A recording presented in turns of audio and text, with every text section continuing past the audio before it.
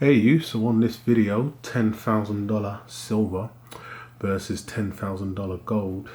I'm going to be doing a comparison against the both and just give my pros and cons on the benefits I see of both, and if there's any negatives also talk on that. So jumping straight into this, I would say going with dollars, it reaches out to a more wider audience. But if we was going to be correct-ish to the decimals or the points, it would be 8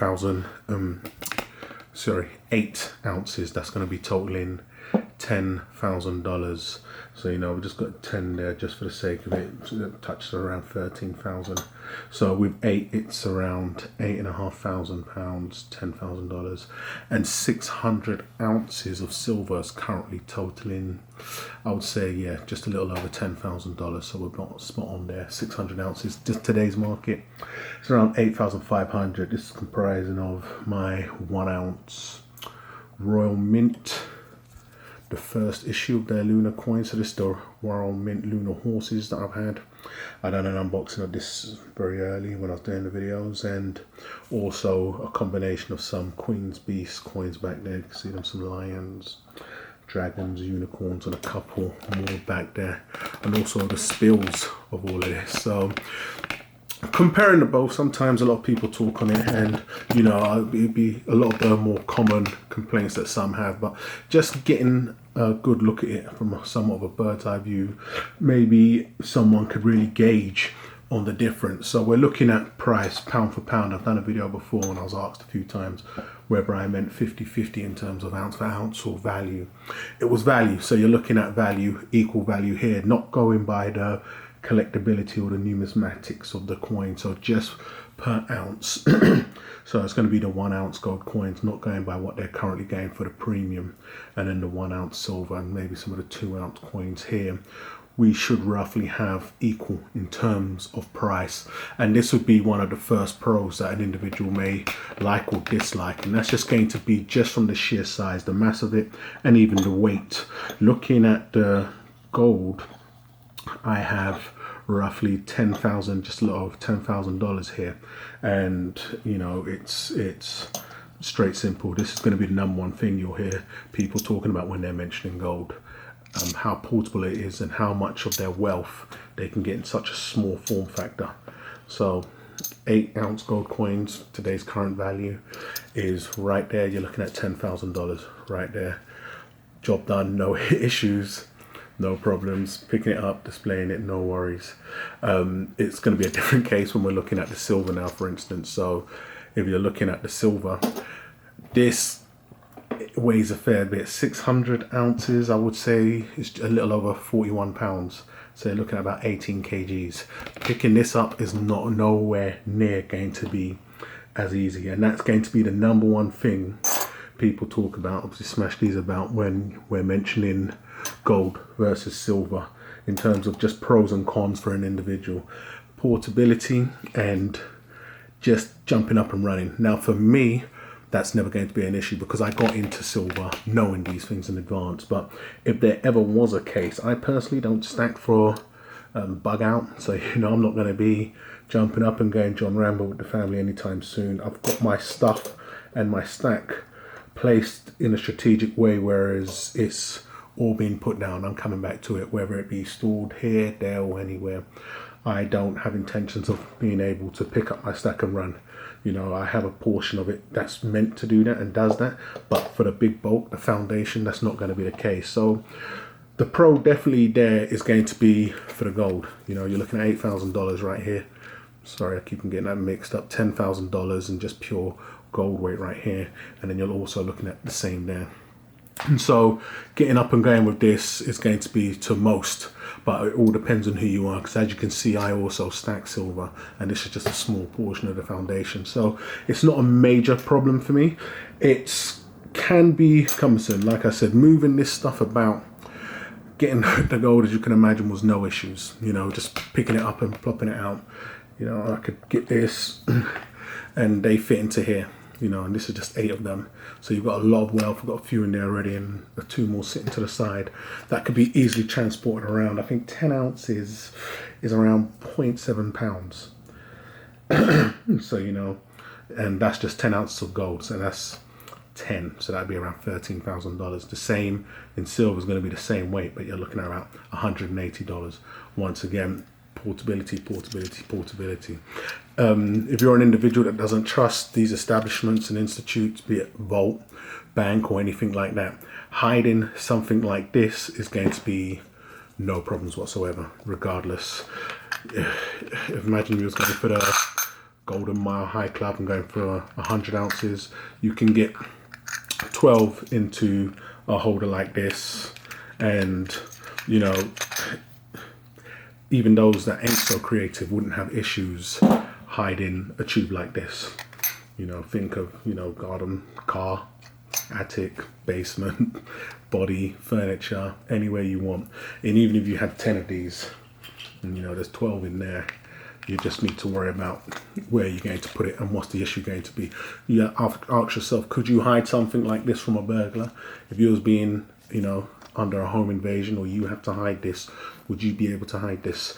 That's another positive there. I've recently been speaking with an individual who, for this case purely, they are into metals in general, but they stack physical gold, but they handle paper and silver, SLVs or mining stocks and the likes of, purely because of this issue here. Because they want to take physical possession, and it's a lot easier, especially if you don't trust these establishments, to take physical in gold and then instead of silver. For me, I'd rather do both. Getting up and moving the silver amount is a problem, yes, because it's so, you know, large and so heavy. There are options, as I'm still going on the pros, of getting this stuff here in smaller forms. When I say smaller forms, for me, it's always going to be your governmented, be it 2 ounce or kilos, whatever. You have the options of, say, for instance, the 100 ounce bars, but that's not going to change the physical weight of it. Once you reach 600 ounces plus, you're going to be looking at 41 pounds. So you're going to be dealing with the weight. If you're ultra long term, you know, you're stacking for your pension, IRA, 41k, anything like that, and you have a solid place to put it where it's not costing you a monthly fee, once again, that's not going to be an issue. For me, it's going to be these 1 ounces. The Queen's Bees have changed that a little, you know, flavor into the mix, but it's also always going to be 1 ounces for me. But you do have the options of getting the 100 ounce to 10 ounce bars, storing them away. They may be a little easier to maneuver about, but you're still going to be dealing with the weight. The pros for silver, as we all know, are always going to be that it is the underdog. With talk of it being able to surpass gold at some point, who knows? But the talk is out there. You know, I'm definitely involved. Should that happen, and could it happen, I still think it's a fantastic insurance policy and a hedge against inflation. It's done well so far. I don't see it going any lower. If it does, I'll be picking up more, so it's a benefit to me. I'm a lifelong stacker, and if it goes higher, once again, it's a benefit. Talk is silver could go on to surpass gold. Who knows? Well, you know, no one knows if you ask me. And we will see. That is one of the many benefits. Then you have the ratio, which I spoke on not too long ago, where, you know, you purchased on a high ratio, then could it drop a lot lower, then you can more than likely benefit from there, trading out and getting more gold or even more silver back for your buck. Those are always going to be the benefits. I would say that another fantastic one is that it gives the little man, you know, anybody just getting into it on a very small budget, the opportunity to get in and actually see something. You can purchase gold on small scales, for instance, as I bring out some of these gram coins, 1 gram coins, but it could be very underwhelming. You know, all depending on who you are. At the end of the day, for someone like myself, having it is having it, you know, but some may like to know that they've got it and they can actually see and really experience it, and it's not so underwhelming. You know, you can have damn near 5 ounces of silver for, I think, a gram, and this is half of a gram. That's going for 50 odd pounds, whereas you can have this. For me, it makes no sense, but for others I've spoken to in the past, and others that do mention this, it does. So they prefer to put what little money they have into this. And, you know, some believe when it comes time to multipliers, silver will multiply more than gold. Who knows? Who knows whether it will actually hold, if that is the case. But what I know for a massive positive in gold's favor is that it's number one. It always has been number one. And, you know, it's what a lot of big money goes into with no issues or qualms. You know, they're going to be holding the gold shiny stuff over the silver. But, you know, these are the pros, I would say, on the both of the metals. It's all going to boil down to what you as an individual want to be getting into. But having a look at it as it is right now, it's like, hey, here's 10,000 silver dollars, and then here's 10,000 gold. And this is what they both look like side by side in comparison. Like I said, going larger on gold, you could also condense that and put it into something like this, a 5 ounce. You have kilo bars that individuals have shown in the past, 10 ounce coins, and it gets smaller, but you know, same weight, just all about hiding it. So you can get a lot more money into gold in such a small factor. And for those that are into bugging out, pick up and running, you know, that's a plus for them. But for me, it's just a lot more simpler. Until you really start moving your stack about, it's not an issue. But for me, it'll be rare occasions, something like this, where I'll need to move 2 monster boxes and just see what can happen. Then you really get the feel of how hard this could be. I've moved a monster box about on silver to sell. Once again, if you can handle the weight, you're looking at about, I think, under 15 kgs. It's not so hard, you know, it's all on the individual. But for those that don't want to be lugging around heavy weight and the likes of and hula, then you may be looking at this. But I think they both have their pros and they both have their cons. But looking at gold, I would say, you know, the biggest con I would say for that is, for a lot of people, it's one of those things that are unobtainable because of the high price of it. And, you know, but if you put your money together and save up, then you could easily go for something like the 1 ounce, which what I recommend moving forward now, because it's the perfect coin and the premiums ain't so insane. But then somebody just may want more and they feel they can get more bang for their buck and be one of the individuals that think we can be looking at 10, 20, 30, 40, 50 XXX multiplier when the time comes for silver. I would say really do your own research on that and see if it's possible, and try not to take too much advice from someone selling silver that says this, you know, because it's your money and you'll see how it goes. As I've said, I've banked on both. I'm looking to go 50-50 now, so not ounce for ounce, more pound for pound, dollar for dollar. So, you know, 8,000 gold, 8,000 silver.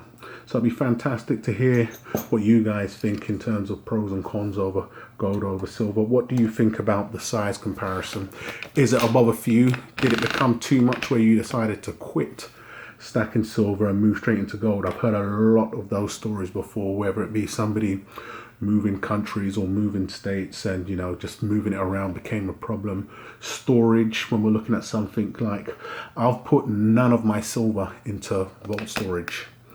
You know, I do have other means, but I have gold in vault storage, a small amount. So, you know, it's never been an option just because of the sheer size and the price. It just hasn't been worth it for me, whereas it's definitely a plausible option now currently for gold for me. So it'd be fantastic to hear what your thoughts and opinions are on that. How do you store yours? Is it, once you're building up and you're really growing, especially if you're going as a lifestyle, a problem for you, just the size and moving it about? Or have you purchased it, plugged it down and not looked back until that day comes? So it'd be fantastic to hear your thoughts and opinions in the comments, guys, over the pros and cons of, you know, $10,000 silver versus $10,000 gold. Go ahead and leave your thoughts in the comments. Go ahead and subscribe if you haven't done so already. And I'll catch you guys on the rebound.